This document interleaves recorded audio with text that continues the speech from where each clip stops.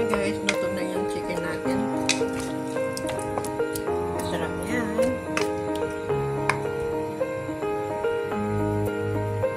Lagyan tayo ng butter guys. Ano lang natin ito. Patunaw. Lagyan natin maraming garlic.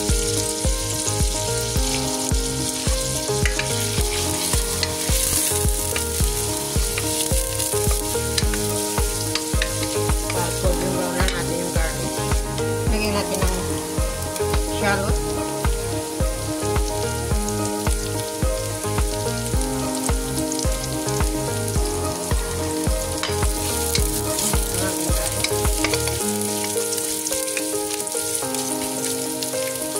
Yan, okay na yan. Tapos yung chicken natin na ano na natin, na air fryer na natin yan. Lagyan na natin yung chicken natin dito.